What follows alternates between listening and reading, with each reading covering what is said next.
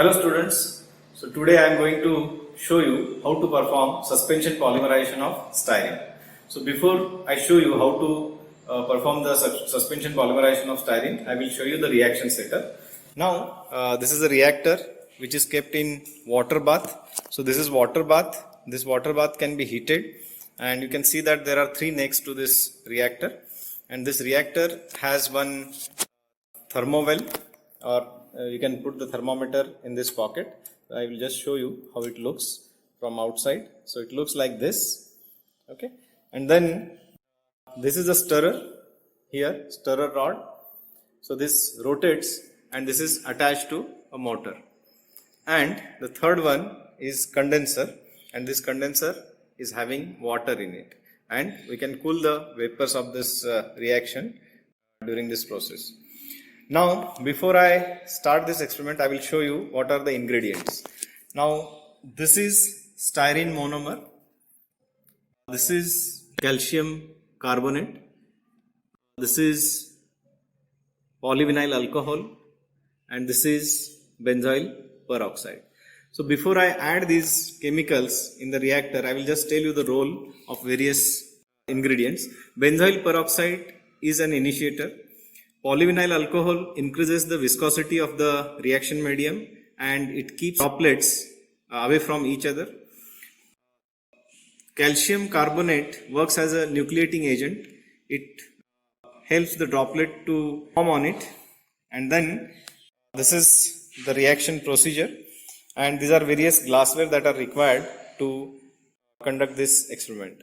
Now I will show you how to perform this experiment. To start with, now what I will do is, I will charge this reactor with water. As per the procedure, we need 140 ml of water. I have already measured that water. I will put this funnel here, and now I will add 140 ml of water to it. So I am adding 140 ml of water in this reactor. You have to add it slowly. Don't allow it to spill outside anywhere. Okay, now I have added this deionized water, and then I will close this opening.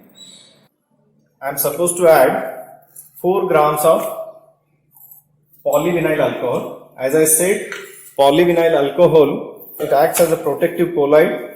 It thickens the reaction mixture so that viscosity increases and the droplets will not come close to each other. Then after doing this, I will be starting this motor. Motor is started, and now this polyvinyl alcohol will get dissolved. Now I am going to add calcium carbonate to it. So while adding, I will again make use of this powder funnel, and I will put this calcium carbonate into this funnel, and I will add a little quantity of water so that all calcium carbonate goes into the reactor. Okay, now I will continue heating and stirring for some time. You can observe that the mixture inside the reactor, it is looking milky white. I will allow it to stir for some time, and after some time, when all polyvinyl alcohol and calcium carbonate is mixed uniformly, I will stop stirring, and then I will be adding monomer into it. Now I have taken 60 ml of styrene monomer into this beaker. This styrene is inhibitor free. It has been washed with NaOH solution earlier, and it is dried by using calcium chloride. Now this 60 ml of styrene monomer will be added into this reactor. So I am adding it slowly.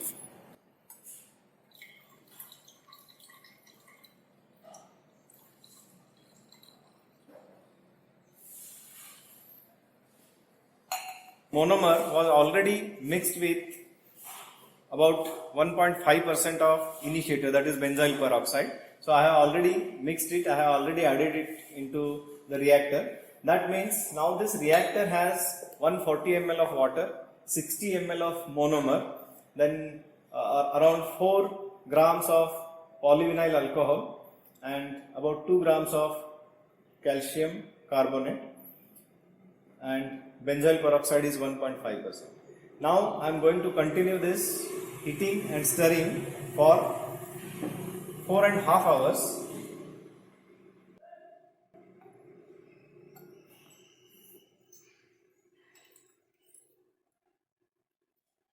Okay, so I have stirred this at 85 degrees centigrade for 4.5 hours, and then for next half an hour, that is total 5 hours, I have done it at 90 degrees centigrade. So the time is over. Now polymerization has taken place. One important thing while doing this practical is that since this is suspension polymerization, actually beads are formed during the reaction. Your stirring should never be stopped. If it is stopped, those beads will come close to each other and they will form a mass.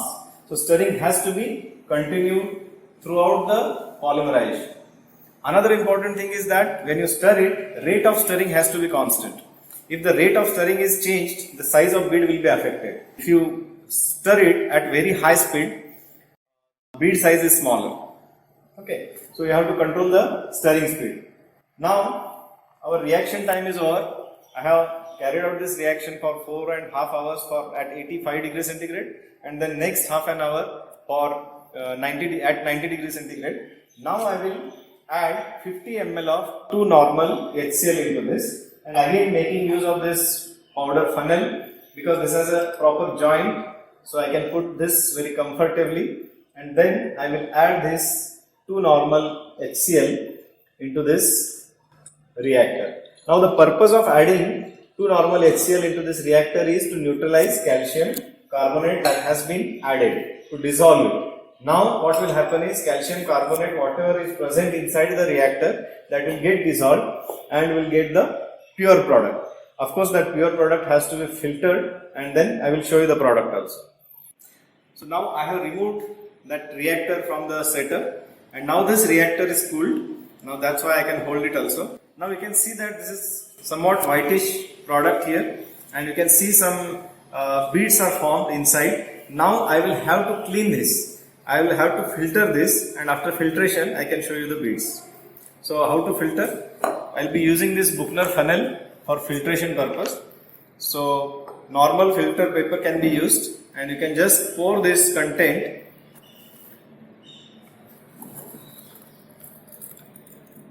You can see that some white product is formed, and that product I am filtering.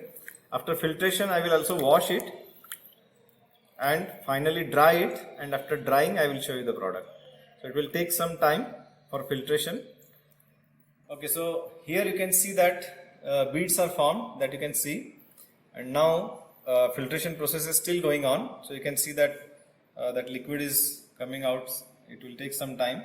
So I will allow everything to get filtered and then wash it 2-3 times with water, deionized water, and then I will dry this product and I will show you how it looks.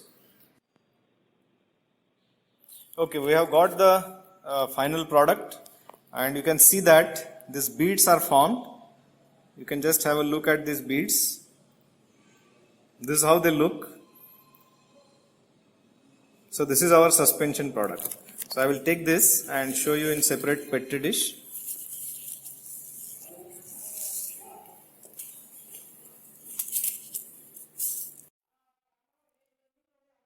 You can see these beads here, very fine, different size beads are there. This size, as I said, depends upon the rate of stirring. If stirring is not uniform, then you will get different size of beads. So this is how they look.